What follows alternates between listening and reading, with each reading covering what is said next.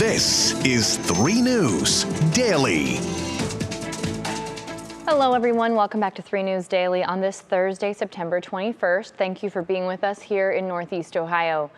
I'm Stephanie Haney, and in Akron, the jury heard closing arguments yesterday in the Stafford brothers trial, and they're deliberating today. Deshaun and Tyler Stafford are accused of beating 17-year-old Ethan Liming to death near Akron's I Promise school last year.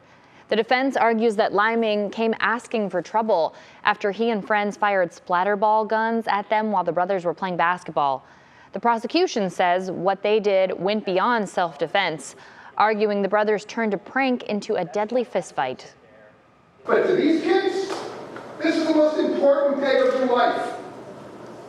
They've been in a nightmare, and you're the most important people they're ever going to know because you got the keys to end this. In this case, the reaction to the retaliation was greatly disproportionate to whatever apparent danger that Ethan immediately posed or that he initially posed. Deshaun and Tyler are both facing involuntary manslaughter and assault charges, with Deshaun facing a few additional charges. We'll bring you the latest information on the case coming up on 3 News at 4. Also in Akron, a 23-year-old woman was found guilty of killing her own mother. A Summit County jury found Sydney Powell guilty of murder, felonious assault, and tampering with evidence. Back in 2020, she hit her 50-year-old mother in the head with an iron skillet before stabbing her nearly 30 times in the neck. Powell will be sentenced later this month.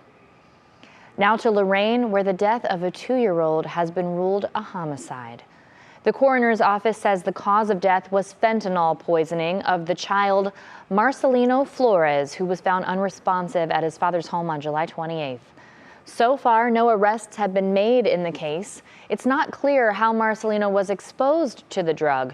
In an exclusive interview with 3 News, the child's mom tells us she wants whoever's responsible to be held accountable. As a homeowner, as an adult, you are responsible for who you let into your home. And clearly the wrong people were in that home. I love him so much, and I just wish this wasn't me. I wish this wasn't my reality. Lorain police are still investigating exactly how this happened. Marcelino's mom tells us this past Tuesday would have been his 3rd birthday. Now in Cleveland, 2 police officers are recovering after being dragged during an incident involving a stolen car yesterday morning. Police responded to the area around East 79th Street and Chester for a report of 3 men slumped over in a vehicle. And when they got there, they realized the car was stolen and called for backup. Police say that's when the driver woke up and took off, dragging the officers. They're both expected to be okay, and that driver was arrested. Now to East Palestine, where more than 7 months since the toxic train derailment, President Joe Biden has now issued an executive order for federal agencies to take action. The order directs FEMA to oversee long-term recovery efforts and assess any unmet needs in the community. The EPA will provide the president with reports on the air, soil, and water in the area. Health and Human Services will watch out for any developing medical conditions. One resident says his daughter developed a rash after the derailment, and the marks are still there, and he says many residents are still restless after the incident. Not drinking the water, and I know a lot of people here are not drinking the water, and yeah, we do need another supply of water shipped in for the residents. President Biden's executive order was issued yesterday, but the president's press secretary said 2 weeks ago that he would visit East Palestine. Right now, there's no timetable for when that could happen.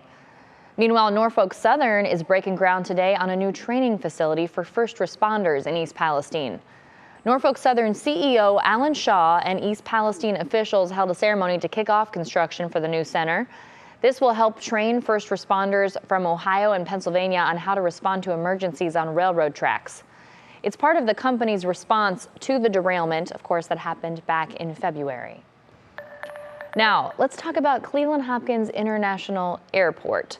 A new study by J.D. Power and Associates ranks the airport near the bottom of the list when it comes to customer satisfaction. The 2023 North America Airport Satisfaction Study measures overall traveler satisfaction of airports based on terminal facilities, arrivals and departures, baggage claim, security check, and food services. Among 16 other medium-sized airports, Hopkins came in 13th place, which is not something you want to see. Now to development news. Along Cleveland's downtown Cuyahoga riverfront, today the Cavaliers, along with the Cleveland Clinic and Bedrock, have announced plans to build a new training facility that's near where West 3rd Street and Canal Road come together. The new performance center will be a place for athletes who play all kinds of sports, not just basketball, and it will be open to the public. Cleveland Clinic medical specialists will be on site to provide treatment, training, nutrition, and recovery services. We don't know when the new center will open just yet. But we do know when the Cavaliers season is starting, and we're about 1 month away from that. October 24th is when the NBA season kicks off for the Cavaliers. So we want to know, how do you think the Cavs will perform this year? Post your comment to the WKYC Facebook page, and we'll talk about it during 3 News at 4 and 3 News at 5. Now here's a face you might know. You might know him as the champion of the Nathan's Famous Hot Dog Eating Contest at Coney Island, held every 4th of July. But Joey Chestnut is coming to Cleveland this weekend, and he's snacking on something new. He'll be competing in the Apple Cider Donut 2023 World Championship at Mapleside Farms on Sunday. He'll make his special appearance at 2 o'clock during the Johnny Appleseed Festival at the farm. You can find more information about this on our website on WKYC.com. What a good way to kick off fall. And what a great job, by the way, just eating snacks. That sounds pretty good. I know there's a lot that goes into it, and it's actually not something I would want to do. Very impressive. Happy to have you here in the land. All right, thanks very much for being here with us for today's edition of 3 News Daily. We'll see you back here tomorrow with more top stories from around Northeast Ohio. Everyone have a beautiful Thursday.